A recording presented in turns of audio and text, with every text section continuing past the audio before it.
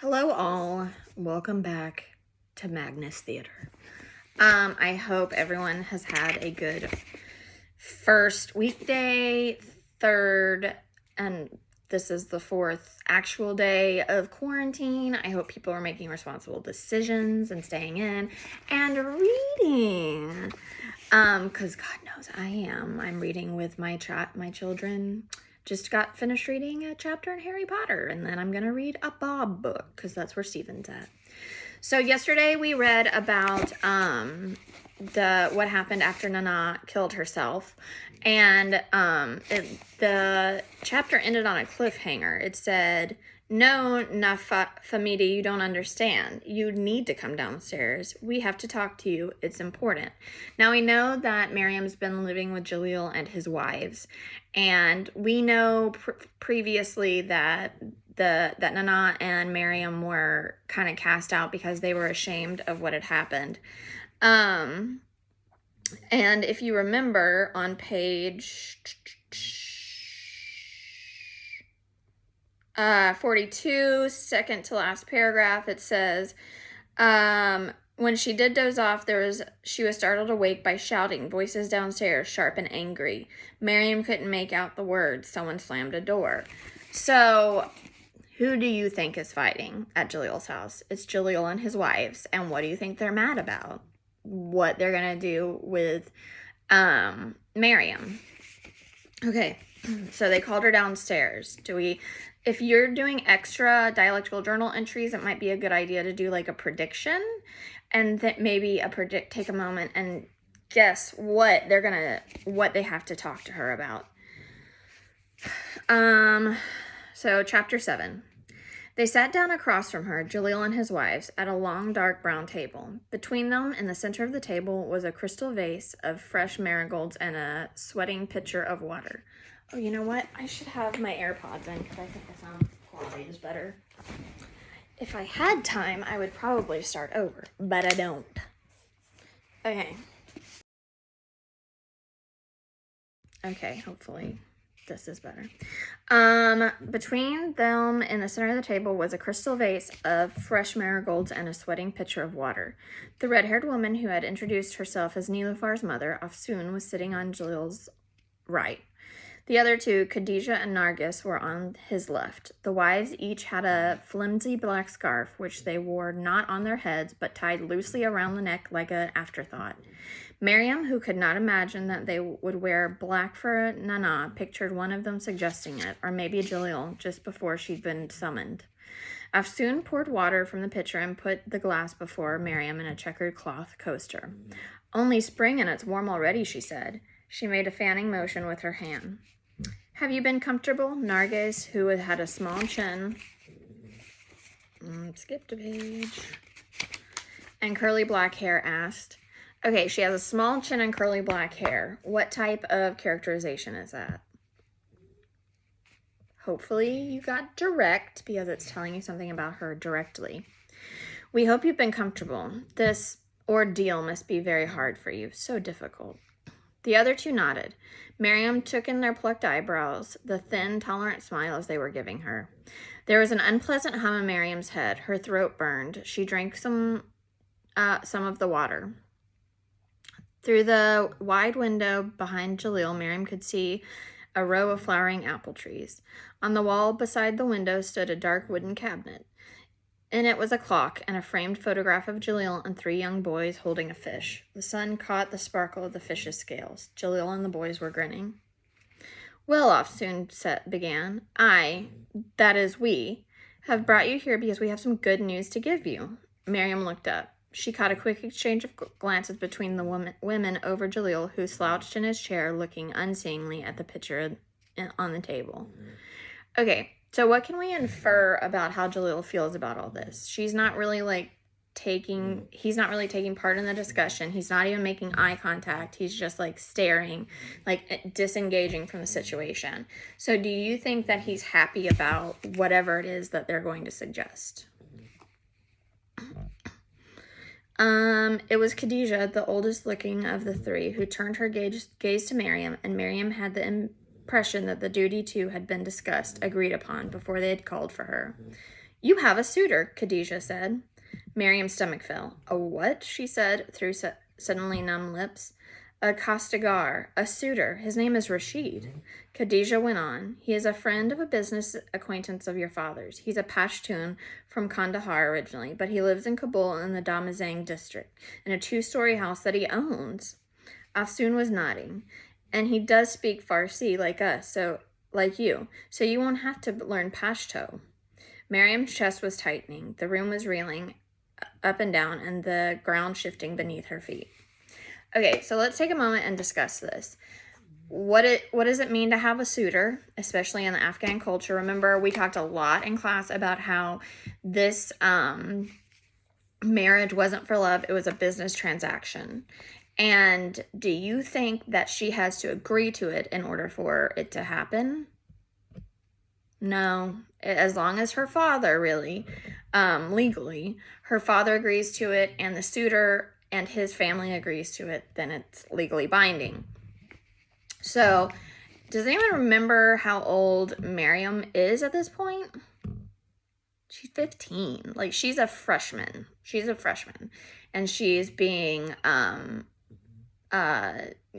married off to a man. We don't know anything about Rashid yet. So this would be a good example of an effect of culture on a character, because it does not sound like Miriam's excited about it, but she's probably going to have to do it. So keep that in mind as we read. This might be a good thing to put in your dialectical journal. He's a shoemaker, Khadijah was saying, but not some kind of ordinary street side mookie. No. He has his own shop, and he is one of the most sought after shoemakers in Kabul. He makes them for diplomats, members of the presidential family, that class of people. You see, he will have no trouble providing for you. Miriam fixed her eyes on Jalil, her heart somersaulting in her chest. Is this true? What's she saying? Is it true? But Jalil wouldn't look at her. He went on chewing the corner of his lower lip and staring at the picture. Now, he is a little older than you, Afsoon chimed in, but he couldn't be more than 40, 45 at the most. Wouldn't you say, Nargis? Yes, but I've seen 9-year-old girls given to men 20 years older than your suitor, Miriam. We all have. What are you, 15? That's a good, solid marrying age for a girl. There was an enthusiastic nodding at this. It did not escape Miriam that no mention was made of her half-sisters Sayda or Naid, both her own age, both students in the Mary School in Herat, both with plans to enroll in Kabul University. 15 evidently was not a good, solid marrying age for them. So the author here is comparing or juxtaposing the life of Jalil's other legitimate daughters and Miriam. So they're saying that 15 is a great age, and they've seen 9-year-olds married to 60-year-olds, and that's gross. It's gross, big time gross.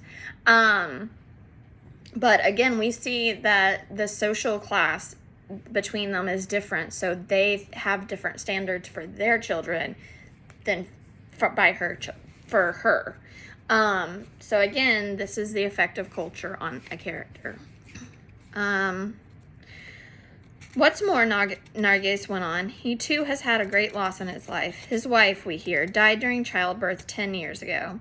And then 3 years ago, his son drowned in a lake. It's very sad, yes. He's been looking for a bride the last few years, but hasn't found anyone suitable. I don't want to, Miriam said. She looked at Jalil.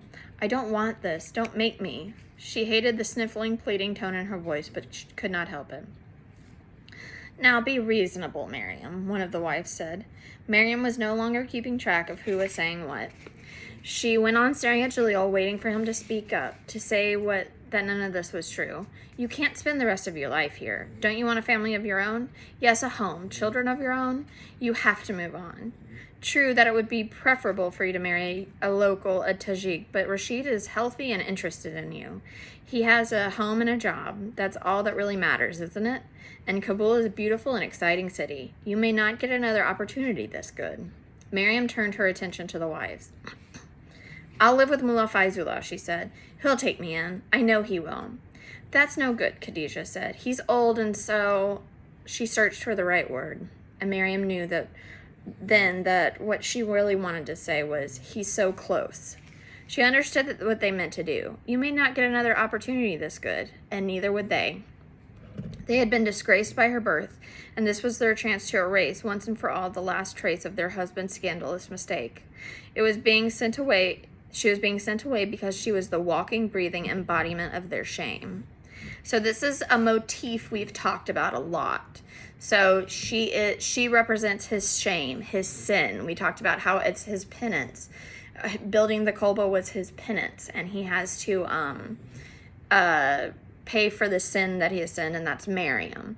Whenever Miriam was on the way back after she had slept in the streets before she realized that Nana was dead, she felt ashamed. She felt shame for not believing Nana and believing Jalil. So shame is a big motif, which is one of our vocab words in this novel. It's an idea that keeps popping up.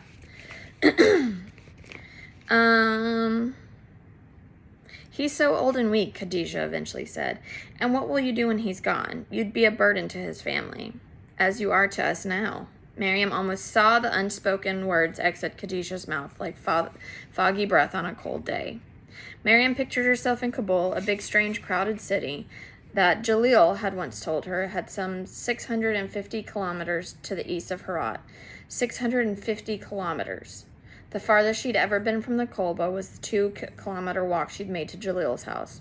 She pictured herself living there, in Kabul, at the other end of an unimaginable distance, living in a stranger's house where she would have to concede to his moods and his issued demands. She would have to clean after this man, Rashid, cook for him, wash his clothes. And there would be other chores as well. Nana had told her that husbands did to their wives. It was thought of these intimacies in particular that she had imagined as painful acts of perversity that filled her with dread and made her break out in a sweat. Okay, so we're at an age now where we can talk about the topics in this book, and it is going to come up, is she's afraid to have sex with him. She's afraid to be intimate with him because we know that she's never been around another boy in her life. So she's not even been like attracted to one. And then on top of that, in some of our classes, we talked about the history between Nana and Jalil. Yeah, Jalil. I keep wanting to call him Rashid. He said that she forced herself upon him. But keeping in mind, like, the Me Too movement and the fact that she was a very, very low-class person, Nana, she had really no chance at getting married because of her health condition, and he was her employer. If he had made an advance on her, even if he wasn't forceful about it, she probably had no choice but to give in to protect her job. Because if, she was fired, that would be a blemish on her record. She might not be able to get another job. So she didn't really have a lot of options. So if that was the case, hypothetically speaking, just looking at it from that angle, she probably didn't paint a very good picture of intimacy between a man and a woman to Miriam. And we do know from the text what it just said is that she did talk about it. She said painful acts of perversity that filled her with dread and made her break out into a sweat. So again, and maybe it was also Nana just wanting her to not seek anyone outside of her. Because remember, Nana didn't want her to go anywhere. She was all she had. So this thought of intimacy in general is not exciting to Miriam at all. She turned to Jalil again. Tell them you won't let them do this. Actually, your father has already given Rashid his answer, Afsoon said. Rashid is here in Herat. He has come all the way from Kabul. The nikah will be tomorrow morning, and then there'll be a bus leaving for Kabul at noon. Sorry about my barky dog. Tell them, Miriam cried. The women grew quiet now. Miriam sensed that they were watching him too, waiting. A silence fell over the room. Jalil kept twirling his wedding band, and a bruised, helpless look on his face. From inside the cabinet, the clock ticked on and on. Jalil Joe, one of the women said at last. Jalil's eyes lifted slowly, met Miriam's, lingered for a moment, then dropped. He opened his mouth, but all that came forth was a single pained groan. Say something, Miriam said. Then Jalil did, in a thin, threadbare voice. I don't like to say that word. So, GD at Miriam, don't do this to me. He said, as though he was the one to whom something was being done. And with that, Miriam felt the tension vanish from the room. As Jalil's wives began a new and more sprightly round of reassuring, Miriam looked down at the table. Her eyes traced the sleek shape of the table's legs, the sinuous curves of its corners, the gleam of its reflective dark brown surface. She noticed that every time she breathed out, the surface fogged, and she disappeared from her father's table. Could that be symbolism? Afsoon escorted her back to the room upstairs. When Afsoon closed the door, Miriam heard the rattling of a key as it turned in the lock. So what are the wives doing to her at this point? They're locking her in so that she can't escape, so that they can finally get rid of her once and for all. Okay, so this chapter has a lot of good stuff for the effect of culture on characters. So if you have any questions, let me know. I have made an Instagram just for being able to interact with you guys for the rest of the semester, if it comes to that, or at least for the next 4 weeks, so that when we come back, we can hit the ground running. It is Mrs. Magnus Insta. We're having a quiz on Friday, but before that, I'm going to go live on there and answer any questions. If your parents don't let you have an Instagram, they can please encourage them to join and let you go on their account so that they can monitor everything. But this is really the best interactive way I've found to be able to talk to you guys about stuff. And I hope to use it for more things in the future as, I get more comfortable with it. If you do follow me on Instagram, please take a picture of yourself reading 1,000 Splendid Suns and tag me in it, because I would like to make a story of that so that we are making, the best out of all this quarantining nonsense. It's not really nonsense, but it's not fun. Okay, guys. Let me know if you have any questions. I am hyper on my email from 10:30 to noon, but I will be checking my email pretty much every day. So, see you guys. Thank you. Bye.